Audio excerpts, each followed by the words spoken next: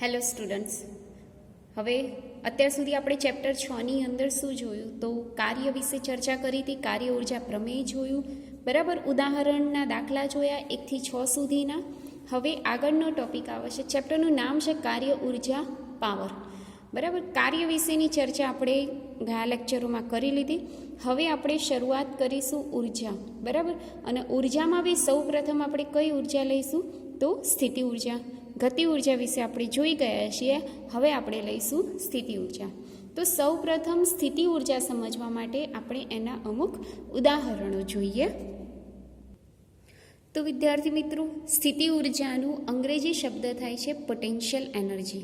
Potential એટલે ક્ષમતા, ક્ષમતા એટલે કે કેપેસિટી, બરાબર. હવે એનું ઉદાહરણ જોઈએ તો સૌથી સરળ ઉદાહરણ જો તમને ખ્યાલ હોય તો ધનુષમાંથી ખેંચાયેલી પણછ એટલે કે દોરી. જેવું આપણે ધનુષની દોરીને આપણે ખેંચીએ છીએ તો એની અંદરની જેટલી બી સંગ્રહિત ઉર્જા હતી એ સ્થિતિ ઉર્જામાં રૂપાંતર થાય છે અને દોરી એમને પકડીને આપણે સ્થિર ઊભા રહીએ છીએ. પણ જેવી તમે દોરી છોડી દો છો તરત જ એ જે ધનુષનું જે તીર છે એ તીર ખૂબ જ ઝડપથી આગળ વધે છે. એટલે કે અહીંયા જે સંગ્રહિત ઉર્જા હતી એ સ્થિતિ ઉર્જામાં રૂપાંતર થઈ અને સ્થિતિ ઉર્જાનું શેમાં રૂપાંતર થયું? તો ગતિ ઉર્જામાં. તો એમ લખી શકાય કે અહીંયા જે સંગ્રહિત ઉર્જા હતી ધનુષમાં એનું શેમાં રૂપાંતર થયું? તો સ્થિતિ ઉર્જામાં.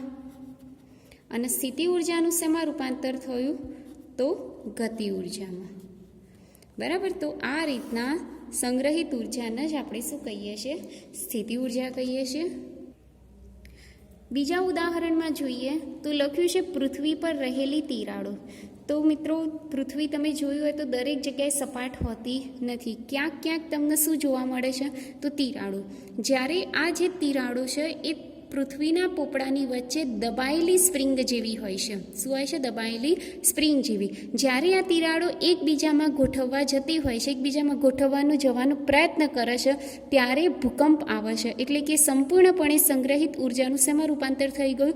ગતિ ઉર્જામાં. એટલે કે એની અંદર ખૂબ જ વધુ પ્રમાણમાં સંગ્રહિત ઉર્જા હોય છે. એટલે કે આ ઉદાહરણ પણ તમે લઈ શકો છો. ત્રીજા ઉદાહરણમાં જો તમને સૌથી ખ્યાલ હોય તો સ્પ્રિંગની સ્થિતિ સ્થાપકીય ઉર્જા. શું લખી શકીએ છીએ આપણે? સ્પ્રિંગની સ્થિતિ ઉર્જા, બરાબર. જેવી તમે સ્પ્રિંગને દબાવો છો એટલે એની સંપૂર્ણ સ્થિતિ ઉર્જા, સંગ્રહિત ઉર્જા એની અંદર સ્થિતિ ઉર્જામાં રૂપાંતર થાય છે. પછી જેવું તમે બાહ્ય વિરૂપક બળ હટાવી લો તરત જ એની વિરુદ્ધ દિશામાં શું કરે છે? ગતિ કરવાનો પ્રયત્ન કરે છે. એટલે એમાં પણ સ્થિતિ ઉર્જાનું શેમાં રૂપાંતર થઈ જાય છે? તો ગતિ ઉર્જામાં રૂપાંતર થઈ જાય છે. તો આ વાત કરી સ્થિતિ ઉર્જાના અમુક ઉદાહરણો. હવે એના આપણે સૂત્રની ચર્ચા કરીએ. તો હવે જુઓ, ધારો કે આ જે જમીન છે, બરાબર, આ પૃથ્વીની કોઈ સપાટી છે. આ પૃથ્વીની સપાટી ઉપર કોઈ એક એમ દળનો પદાર્થ પડેલો છે, બરાબર. તો આ એમ દળના પદાર્થ ઉપર અધો દિશામાં કયું બળ લાગશે? mg. આ mgને આપણે શું કહીશું? ગુરુત્વાકર્ષણ બળ. એને આપણે શું કહીશું? ગુરુત્વાકર્ષણ બળ. હવે આ ગુરુત્વાકર્ષણ બળની વિરુદ્ધ મારે આ પદાર્થને આ સપાટીથી ઉપરની દિશામાં એટલે કે h જેટલી ઊંચાઈએ લઈ જવો છે. આ રીતના. એનો અર્થ શું થયો? કે અહીંયા બળ ક્યાં લાગે છે? નીચેની દિશામાં. આપણે પદાર્થ પર કાર્ય ક્યાં કર્યું? ઉપરની દિશામાં. એટલે કે બળની વિરુદ્ધ આપણે શું કર્યું? કાર્ય. ખાસ યાદ રાખવાનું, બળની વિરુદ્ધ શું કર્યું આપણે? કાર્ય. બળની વિરુદ્ધ જ્યારે કાર્ય થાય ત્યારે એ કાર્ય શેમાં રૂપાંતર થઈ જાય છે? સ્થિતિ ઉર્જામાં. શેમાં રૂપાંતર થઈ જાય છે? સ્થિતિ ઉર્જામાં. જેને આપણે શેના વડે દર્શાવીએ છીએ? V of H. ખ્યાલ આવી ગયો દરેકને? હવે જુઓ, સ્થિતિ ઉર્જા એટલે બળની વિરુદ્ધ થતું કાર્ય, જેને આપણે શેના વડે બતાવીએ છીએ? V of H. વિરુદ્ધ દિશામાં કાર્ય થાય એટલે ચિહ્ન કયું મૂકવાનું? માઇનસ. થતું કાર્ય એટલે કે W. ચલો, માઇનસ એમ ના એમ. કાર્ય એટલે શું લખીએ છીએ આપણે? બળ ગુણ્યા સ્થાનાંતર. કાર્ય એટલે શું લખીએ છીએ? બળ ગુણ્યા સ્થાનાંતર. માઇનસ એમ ના એમ. બળ એટલે mg. સ્થાનાંતર એટલે કેટલું સ્થાનાંતર કરાવ્યું તમે? અહીંયાથી પદાર્થના અહીં સુધી લઈ ગયા એટલે સ્થાનાંતર કેટલું થયું કહેવાય? h. એટલે અહીંયા શું લખીએ? h. એટલે સ્થિતિ ઉર્જાનું સૂત્ર શું થાય? -mgh થઈ જાય. હવે જો આના ઉપરથી તમારે બળ શોધવું હોય તો F બરાબર -d/dh અને અહીંયા v ઓફ h. એટલે કે આ જે સૂત્ર છે એનું hની સાપેક્ષે વિકલન કરી દો. બરાબર, વિકલન કરો એટલે d/dt એમના એમ v ઓફ hની જગ્યાએ શું લખશો? -mgh. -mg બહાર નીકળી જાય એટલે માઇનસ માઇનસ પ્લસ થઈ જાય, એકલું mg રહેશે અને dh/dh કેન્સલ થઈ જશે. એટલે તમારી પાસે બળનું સૂત્ર ખરેખર કયું આવી ગયું? ગુરુત્વાકર્ષણ બળ. તો આ જે સ્થિતિ ઉર્જા છે એ સ્થિતિ ઉર્જા કોના કારણે પ્રાપ્ત થઈ? ગુરુત્વાકર્ષણ બળ. સ્થિતિ ઉર્જા અને ગુરુત્વાકર્ષણ જે ઉર્જા છે એ ગુરુત્વાકર્ષણ બળ અને સ્થિતિ ઉર્જા વચ્ચેનો સંબંધ આવી રીતે ત્યારે જ સાચો થાય જ્યારે આ જે બળ છે એ બળ કયું કહેવાય? સંરક્ષી બળ કહેવાય. બરાબર, આ સૂત્ર સાચું થઈ ગયું. જુઓ, એફ ઉપરથી આપણે એમજી શોધી નાખ્યું ને એટલે ફરીથી આપણું જે મૂળ જે બળ હતું એ બળ મળી ગયું. એનો અર્થ કે આ જે બળ અહીંયા વપરાયું છે એ બળ કયું છે? સંરક્ષી બળ કહેવાય. કયું બળ કહેવાય? સંરક્ષી બળ કહેવાય. બરાબર, તો આ છે સ્થિતિ ઉર્જાની વિભાવના. હજી બી આગળ જોઈએ આપણે. હવે જુઓ, આ એમ દળના પદાર્થને તમે h ઊંચાઈ જેટલું સ્થાનાંતર કરી અને અહીંયા લઈ આવ્યા. બરાબર, એટલે આના માટે તમે શું કર્યું? કાર્ય. હવે એ કાર્ય શેમાં રૂપાંતર થઈ ગયું? સ્થિતિ ઉર્જામાં. એટલે પદાર્થ જ્યારે અહીંયા હતો h ઊંચાઈએ ત્યારે એની પાસે માત્ર ને માત્ર કઈ ઉર્જા હતી? તો સ્થિતિ ઉર્જા હતી. માત્ર ને માત્ર કઈ ઉર્જા હતી? સ્થિતિ ઉર્જા. હવે જુઓ, અહીંયાથી પદાર્થને તમારે શું કરવાનું? મુક્ત પતન કરાવવાનું. એટલે અહીંયાથી પદાર્થને છોડવાનું. મુક્ત પતન કરાવો એટલે શરૂઆતનો વેગ કેવો થઈ જશે? 0. હવે આપણે સૂત્ર અધો દિશામાં ગતિ કરે. પદાર્થ ક્યાં ગતિ કરે છે? અધો દિશામાં ગતિ કરે. અધો દિશામાં ગતિ કરે ત્યારે આપણે આ સૂત્ર વાપરી શકીએ. v² - v0² બરાબર 2gh. બરાબર, કારણ કે અંતર આપણે કેટલું લીધું? h. v0 તો કેવા છે આપણી પાસે? 0. એટલે v² બરાબર શું થઈ ગયું? 2gh થઈ ગયું.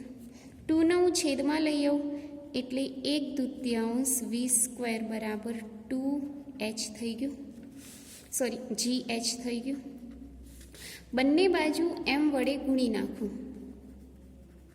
બંને બાજુ m વડે ગુણતા તો શું થશે? 1/2 mv².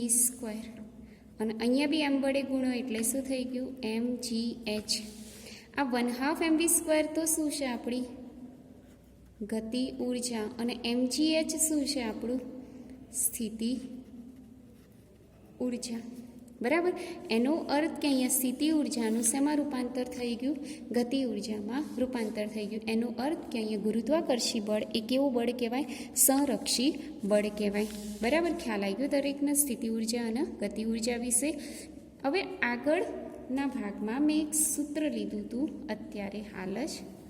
કયું સૂત્ર? કે F બરાબર -dv/dx. બરાબર, જોયું? આ સૂત્ર મેં અહીંયા લીધું હતું. ખ્યાલ આવી ગયો? હવે હું શું કરું છું કે dxના આ બાજુ લઈ લઉં એટલે f dx થઈ ગયું બરાબર -dv થઈ ગયું.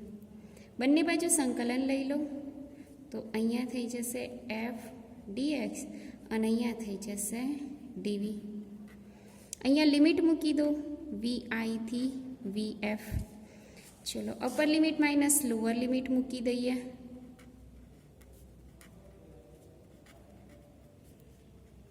માઇનસ vf માઇનસ vi સંકલન f dx થશે. બરાબર, આ માઇનસ એમના એમ vf માઇનસ vi એટલે ડેલ્ટા v થઈ જાય. અને અહીંયા હું સંકલન દૂર કરી દઉં તો અહીંયા શું લખી કાઢું છું? f ડેલ્ટા x લખી કાઢું. આ શું મળ્યું મને? સ્થિતિ ઉર્જામાં થતો ફેરફાર. શું મળ્યું? સ્થિતિ ઉર્જામાં થતો ફેરફાર. બરાબર, આને આપણે હાલ પૂરતું સમીકરણ નંબર 1 કહી દઈએ. ખ્યાલ આવ્યો? હવે આગળ જુઓ, કાર્ય ઉર્જા પ્રમેય કયું છે આપણી પાસે? કાર્ય ઉર્જા પ્રમેય. શું લખીએ છીએ આની માટે આપણે? W બરાબર ડેલ્ટા કે. W એટલે શું લખીએ છીએ? સંકલન f dx બરાબર ડેલ્ટા કે. સંકલન દૂર કરી દઈએ તો f ડેલ્ટા x થઈ જાય બરાબર ડેલ્ટા કે. બરાબર, આ શું મળ્યું આપણને? ગતિ ઉર્જામાં થતો ફેરફાર. શું મળ્યું આપણને? ગતિ ઉર્જામાં થતો ફેરફાર. આને કહી દઈએ સમીકરણ નંબર 2. ખ્યાલ આવે છે ને દરેકને? બે વસ્તુ મેળવી, સ્થિતિ ઉર્જામાં થતો ફેરફાર અને ગતિ ઉર્જામાં થતો ફેરફાર. હવે બંનેનો સરવાળો કરું એટલે કે અહીંયા લખું સમીકરણ 1 વત્તા સમીકરણ 2 એટલે કે સમીકરણ 1 અને 2 નો સરવાળો કરી દઉં. તો જુઓ, સમીકરણ 1 અને 2 નો સરવાળો કરીએ એટલે અહીંયા ડેલ્ટા કે, આ માઇનસ નિશાની હું આને આપી દઉં એટલે અહીંયાથી માઇનસ કેન્સલ થઈને અહીંયા આવી જશે. બરાબર, એટલે ડેલ્ટા કે વત્તા ડેલ્ટા વી બરાબર માઇનસ એફ ડેલ્ટા એક્સ વત્તા એફ ડેલ્ટા એક્સ એટલે શું મળી ગયું? 0 મળી ગયું. આના માટે આવી રીતના બી લખી શકાય કે વત્તા વી બરાબર 0. આનો અર્થ શું થાય કે કે વત્તા વી બરાબર અચળ. કે વત્તા વી બરાબર અચળ. કે એટલે ગતિ ઉર્જા, વી એટલે સ્થિતિ ઉર્જા. ગતિ ઉર્જા વત્તા સ્થિતિ ઉર્જા બરાબર અચળ. એનો અર્થ કે આ ગતિ ઉર્જા અને સ્થિતિ ઉર્જાનો સરવાળો એ બીજું કશું જ નહીં પરંતુ એના આપણે શું કહીએ છીએ? કુલ ઉર્જા. કુલ ઉર્જાને બીજા શબ્દોમાં શું કહીએ છીએ આપણે? યાંત્રિક ઉર્જા. યાંત્રિક ઉર્જા કેવી રહેશે? અચળ. અચળનો અર્થ શું? કે સરખું રહે. સરખું રહે એટલે શું? કે પ્રારંભિક કુલ ઉર્જા બરાબર અંતિમ કુલ ઉર્જા. પ્રારંભિક કુલ ઉર્જા બરાબર અંતિમ કુલ ઉર્જા. પ્રારંભિક કુલ ઉર્જા એટલે KI વત્તા VI અને અંતિમ કુલ ઉર્જા એટલે KF વત્તા VF. લખાય? ક્લિયર થઈ ગયું? એટલે સુધી ખબર પડી ગઈ? તો આના ઉપરથી કહી શકાય કે યાંત્રિક ઉર્જાનું શું થાય છે? સંરક્ષણ થાય છે. અચળ રહે એનો અર્થ શું થાય કે અહીંયા યાંત્રિક ઉર્જાનું શું થાય છે? સંરક્ષણ થાય છે. એની અંદર જુઓ આગળ કે સંરક્ષી બળની કેટલીક વ્યાખ્યાઓ છે કે સંરક્ષી બળ કોને કહેવાય? તો અત્યારે આપણે F બરાબર mg એટલે કે ગુરુત્વાકર્ષણ બળ જોયું.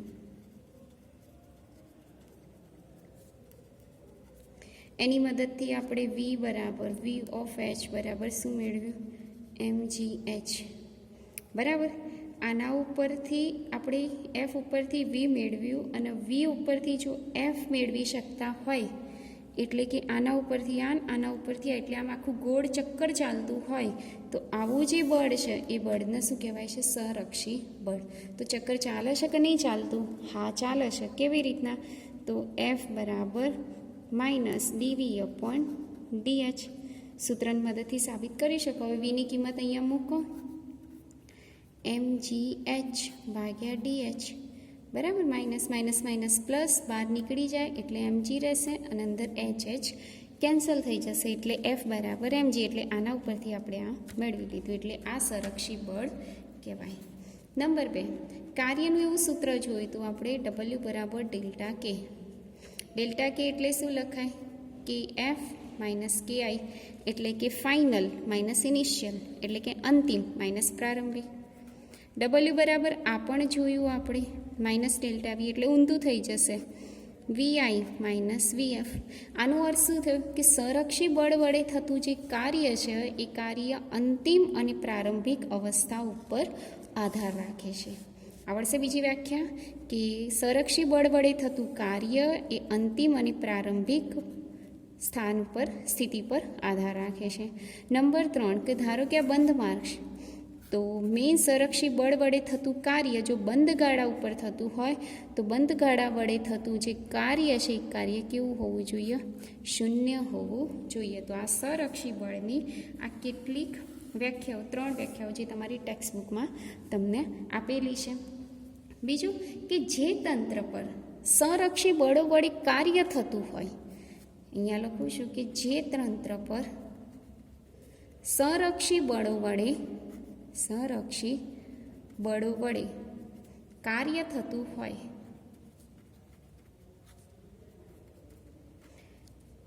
તે તંત્રની કુલ ઉર્જા અચળ રહે જ. કુલ ઉર્જા કેવી રહે? અચળ રહે છે. ફરીથી જે તંત્ર પર સંરક્ષી બળો વડે કાર્ય થતું હોય તે તંત્રની કુલ ઉર્જા કેવી રહેશે? અચળ રહેશે. આના માટે સૌથી બેસ્ટ ઉદાહરણ આપેલું છે કે ધારો કે આ એક ઊંચી બિલ્ડિંગ છે, આની ઊંચાઈ છે કેપિટલ H. જ્યારે પદાર્થ આ બિંદુ હોય ત્યારે એની પાસે માત્ર કઈ ઉર્જા હશે? તો સ્થિતિ ઉર્જા. સૂત્ર કયું? mgh. અને જ્યારે આ બિંદુએ હશે ત્યારે એની પાસે માત્ર કઈ ઉર્જા હશે? તો ગતિ ઉર્જા હશે. એટલે કે આવા કિસ્સામાં ગતિ ઉર્જા કેટલી? જ્યારે ઉપરના લેવલ ઉપર હશે ત્યારે ગતિ ઉર્જા કેવી હશે? 0. અને નીચેના લેવલ ઉપર હશે ત્યારે એની પાસે ગતિ ઉર્જા હશે પરંતુ સ્થિતિ ઉર્જા કેવી હશે? 0. આ ખાસ યાદ રાખવાનું, બરાબર. જ્યારે હાઈએસ્ટ લેવલ ઉપર હોય એટલે કે આ કઈ ઊંચાઈ કહેવાય? એને મહત્તમ ઊંચાઈ. મહત્તમ ઊંચાઈએ સ્થિતિ ઉર્જા હોય પરંતુ ગતિ ઉર્જા કેવી હોય? 0. અને તળિયે એટલે કે ન્યૂનતમ ઊંચાઈએ એની પાસે માત્ર કઈ ઉર્જા હશે? ગતિ ઉર્જા. અને એની પાસે સ્થિતિ ઉર્જા કેવી હશે? 0. એનો અર્થ કે આની જે કુલ ઉર્જા હતી એ આની કુલ ઉર્જા બરાબર થાય. એટલે કે E1 બરાબર શું લખી શકાય? E2. તો આ વાત કરી આપણે ઉર્જાનો થોડોક સામાન્ય ખ્યાલ. આમાંથી તમારે માત્ર અને માત્ર થોડાક MCQ પ્રમાણે જ તૈયાર કરવાનું છે અને ખાસ તો દાખલા માટે તૈયાર કરવાનું છે. બીજી કોઈ ખાસ થિયરી તમારામાંથી તૈયાર કરવાની નથી. તો આપણે બાકીની નેક્સ્ટ લેક્ચરમાં લઈશું. ત્યાં સુધી થેન્ક યુ.